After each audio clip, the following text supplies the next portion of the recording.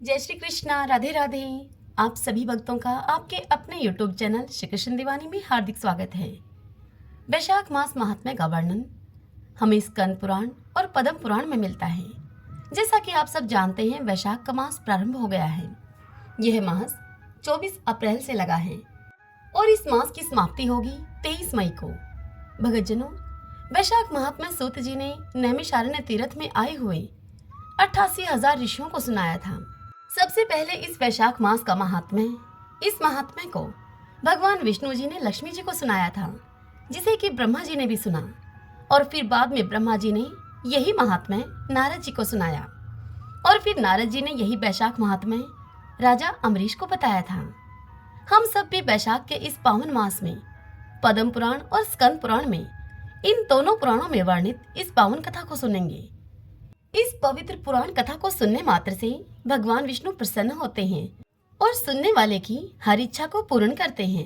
इसलिए हम हर दिन नियम से इस कथा का एक अध्याय रोज सुना करेंगे। नए संवत का दूसरा मास वैशाख है। धार्मिक मान्यताओं के अनुसार इसी वैशाख माह से त्रेता युग का आरंभ हुआ था। इसी वजह से इसका धार्मिक महत्व और अधिक बढ़ जाता है। इस मास को माधव मास के नाम से भी जाना जाता है। माधव विष्णु भगवान का ही एक नाम है। इस मास में भगवान विष्णु की पूजा का खास महत्व होता है। इस मास में ओम माधवाय नमः इस मंत्र का नित्य ही कम से कम 11 बार जप करना चाहिए। इसी के साथ भगवान विष्णु के केशव, हरि, गोविंद, त्रिविक्रम, पद्मनाभ, मधुसूदन, अच्युत और हर्षिकेश नाम भी, इनका भी ध्यान करें। उन्हें पंचामृत का भोग लगाएं, उसमें तुलसी पत्र अवश्य डालें।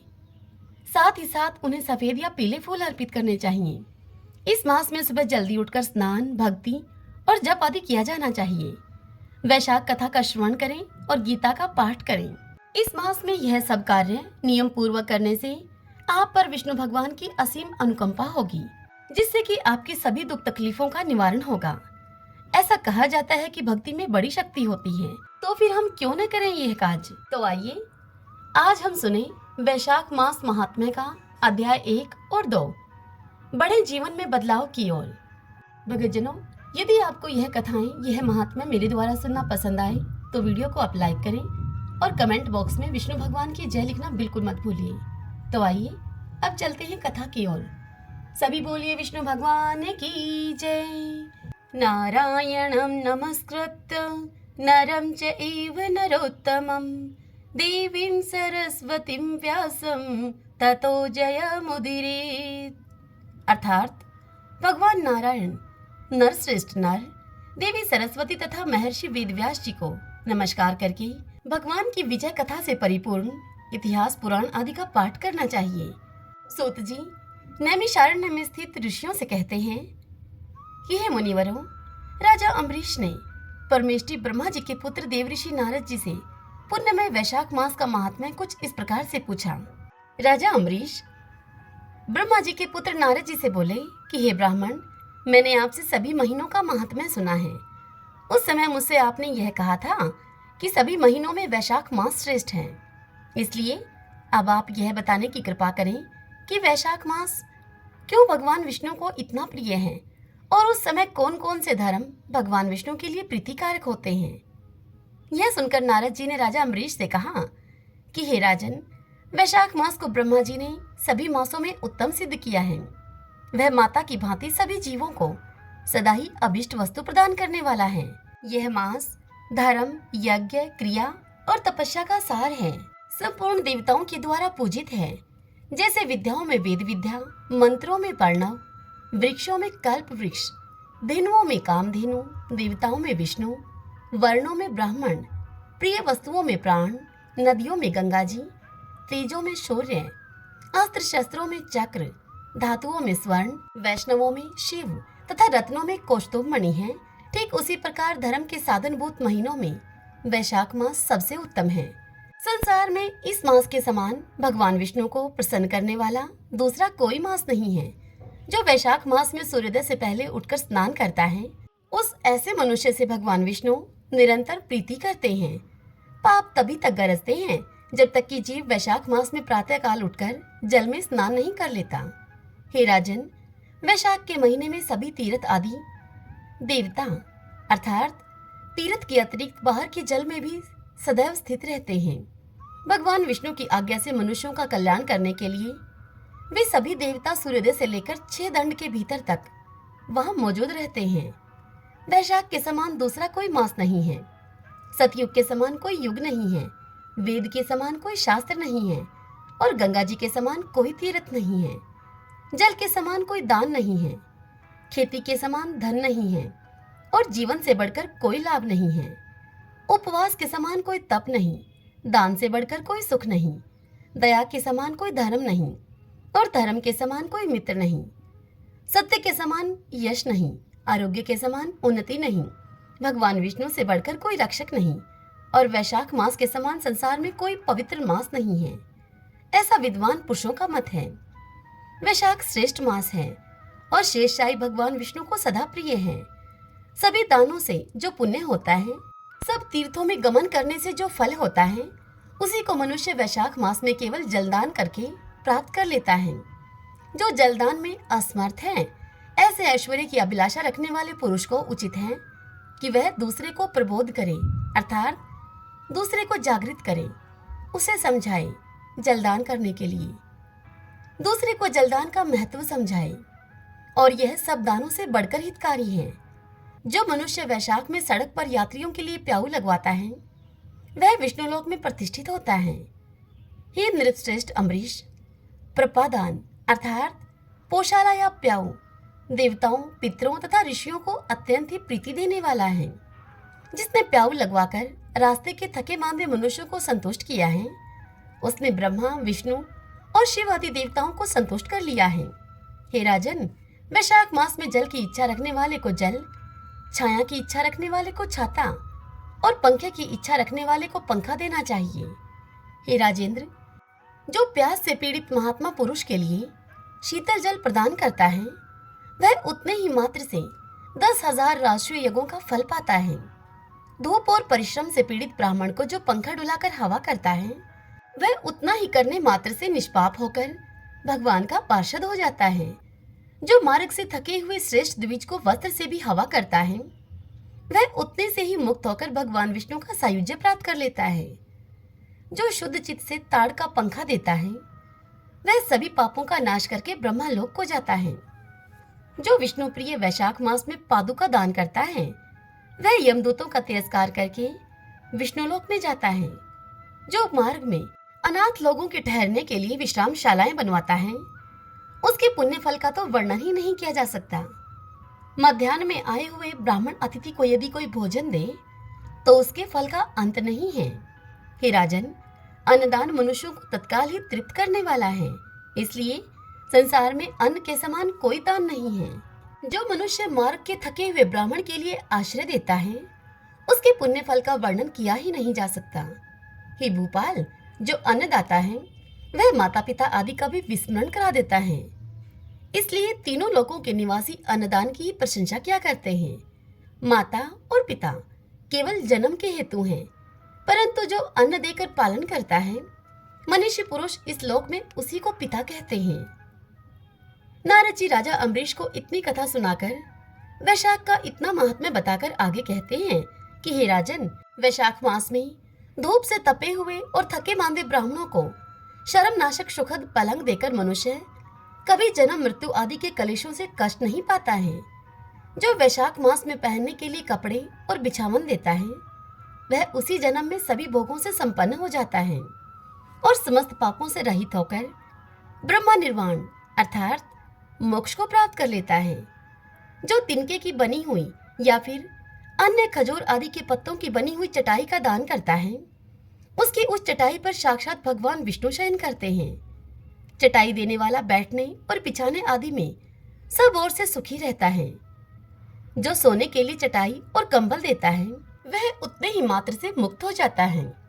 निद्रा से दुख का नाश होता है, निद्रा से थकावट दूर होती है और वह निद्रा चटाई पर सोने वाले को सुखपूर्वक आ जाती है।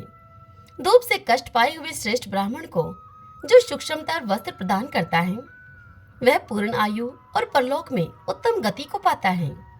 जो पुरुष ब्राह्मण को फूल और रोली देता है, वह मनुष्य लौकिक भोगों का भोग भोग के मोक्ष को प्राप्त होता है।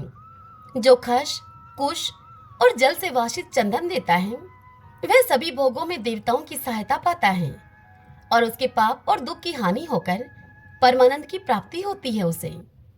वैशाख के धर्म को जानने वाला जो पुरुष गोरोचन और कस्तूरी का दान करता है, वह तीनों तापों से मुक्त होकर परम शांति को प्राप्त होता है।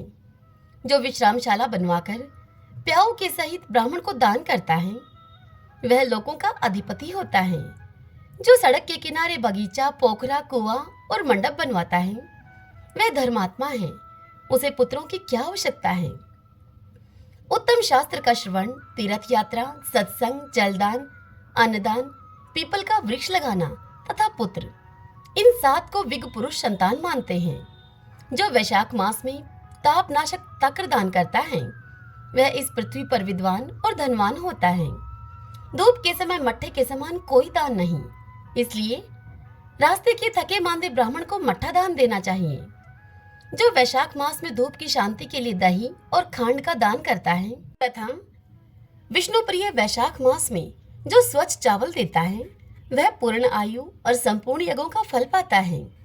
जो पुरुष ब्राह्मण के लिए गोघृत अर्पण करता है, गोघृत गाय के घी को कहा जाता है, वह मनुष्य अश्वमेध यज्ञ का फल पाकर विष्णु लोक में आनंद का अनुभव करता है। जो दिन के ताप की शांति के लिए सायंकाल में ब्राह्मण को ऊख दान करता है, उसको अक्षय पुण्य प्राप्त होता है। जो वैशाख मास में शाम को ब्राह्मण के लिए फल तथा शरबत देता है, उससे उसके पितरों को निश्चय ही अमृतपान का अवसर मिलता है। जो वैशाख के महीने में पके हुए आम के फल के साथ शरबत देता है, उसके सारे पाप निश्चय ही नष्ट हो जाते हैं। जो वैशाख की अमावस्या को पितरों के उद्देश्य से कस्तूरी, कपूर, बेला और खस की सुगंध से वाषित शरबत से भरा हुआ घड़ा दान करता है, वह मनुष्य 96 घड़े दान करने का पुण्य पाता है। वैशाख में तेल लगाना, दिन में सोना, कांसे के पात्र में भोजन करना, खाट पर सोना, घर में नहाना, निषिद्ध पदार्थ खाना, दोबारा भोजन करना और रात में खाना, ये 8 बातें त्याग देने योग्य होती हैं। इनको त्याग देना चाहिए। जो वैशाख में व्रत का पालन करने वाला पुरुष पदम पत्ते में भोजन करता है, वह सब पापों से मुक्त होकर विष्णु लोक में जाता है। जो विष्णु भगत पुरुष वैशाख मास में नदी में स्नान करता है, वह 3 जन्मों के पाप से निश्चय ही मुक्त हो जाता है। जो मनुष्य प्रातःकाल सूर्योदय के समय किसी समुद्रगामिनी नदी में वैशाख का स्नान करता है, वह 7 जन्मों के पाप से तत्काल छूट जाता है। जो मनुष्य 7 गंगाओं में से किसी में भी उषय काल में स्नान करता है, वह करोड़ों जन्मों में उपार्जित किए हुए पाप से निसंदेह मुक्त हो जाता है। जानवी, वृद्धगंगा, कालिंदी, सरस्वती, कावेरी, नर्मदा और वेणी, अर्थात गंगा, गोदावरी, यमुना, सरस्वती, कावेरी, नर्मदा और वेणी, ये 7 गंगाएं कही गई हैं। वैशाख मास के आने पर जो प्रातःकाल बावलियों में स्नान करता है, उसके महापातकों का नाश हो जाता है। कंद, मूल, फल, शाक, नमक, गुड़, बेर, पत्र, जल और तक्र जो भी वैशाख में दिया जाए, वह सब अक्षय पुण्य फल वाला होता है। ब्रह्मा आदि देवता भी बिना दिए हुए कोई वस्तु नहीं पाते। जो दान से हीन है, वह निर्धन होता है। अतः सुख की इच्छा रखने वाले पुरुष को वैशाख मास में अवश्य दान करना चाहिए। सूर्यदेव के मेष राशि में स्थित होने पर भगवान विष्णु के उद्देश्य से अवश्य प्रातःकाल स्नान करके भगवान विष्णु की पूजा करनी चाहिए। कोई महिरथ नाम का एक राजा था, जो कि कामनाओं में आसक्त और अजितेंद्रिय था। वह केवल वैशाख स्नान के सुयोग से स्वतः ही बैकुंठ धाम को चला गया। वैशाख मास के देवता भगवान मधुसूदन हैं, अतएव वह सफल मास है। वैशाख मास में भगवान की प्रार्थना का मंत्र इस प्रकार से है। भगवान की पूजा करते समय इस मंत्र को बोलते हुए पूजा करें। मधुसूदन देवेश वैशाखे मेष गेरवो प्रातः स्नानम करिष्यामि निर्विघ्नं कुरु माधव। अर्थात, हे मधुसूदन, हे देवेश्वर माधव, मैं मेष राशि में सूर्य के स्थित होने पर वैशाख मास में प्रातः स्नान करूंगा। आप इस स्नान को निर्विघ्न पूर्ण कीजिए। तत्पश्चात निम्नांकित मंत्र से भगवान को अर्घ्य प्रदान करें। वैशाखे मेषगे भानौ प्रातः स्नान परायणः अर्घ्यं ते अहं प्रदास्यामि ग्रहाण मधुसूदन। अर्थात सूर्य के मेष राशि पर स्थित रहते हुए वैशाख मास में प्रातः स्नान के नियम में संलग्न होकर मैं आपको अर्घ्य देता हूँ। हे मधुसूदन, इस अर्घ्य को आप ग्रहण कीजिए। इस प्रकार अर्घ्य समर्पण करने के बाद स्नान करें, फिर वस्त्रों को पहनकर संध्या तर्पण आदि सभी कर्मों को पूरा करके वैशाख मास में विकसित होने वाले पुष्पों से भगवान विष्णु की पूजा करें। उसके बाद वैशाख मास के महात्म्य को सूचित करने वाली भगवान विष्णु की कथा को सुने। ऐसा करने से कोटि जन्मों के पापों से मुक्त होकर मनुष्य मोक्ष पद को प्राप्त होता है। यह शरीर अपने अधीन है, जल भी अपने अधीन ही है और साथ ही अपनी जीवा भी अपने वश में है।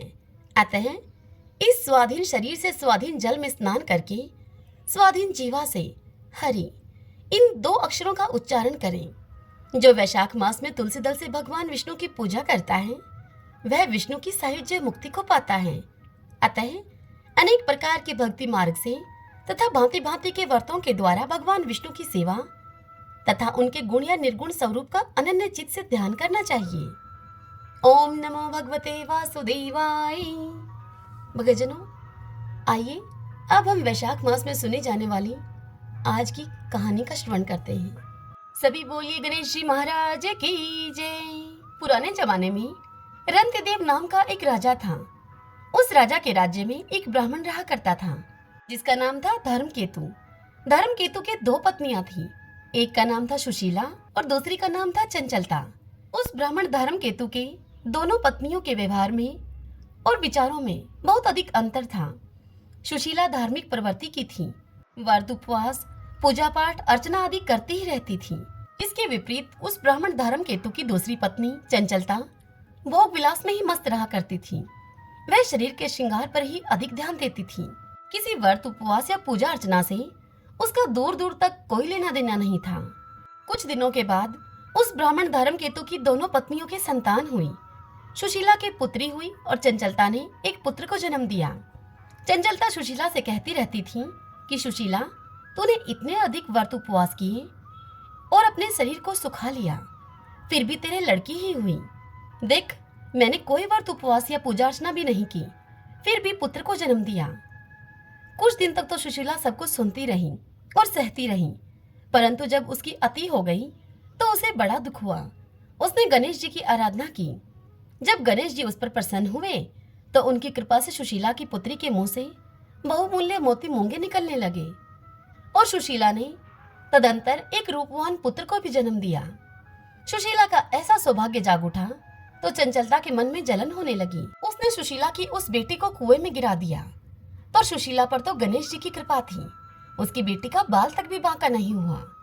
वह सुशीला की बेटी सुकुशल कुएं से बाहर निकाल ली गई। सभी बोलिए गणेश जी महाराज की जय। हे गणेश जी महाराज, जैसे आपने सुशीला पर कृपा की वैसे ही कृपा हम सब पर भी बनाए रखना। हे गणेश जी महाराज, इस कहानी को कहते सुनते हुंकारा भरते सब पर अपनी कृपा करना। ओम गंगणपते नमः। आशा करती हूँ आज की यह वीडियो, यह महात्म्य आप सभी के लिए उपयोगी रहेगा। ओम नमो भगवते वासुदेवाय।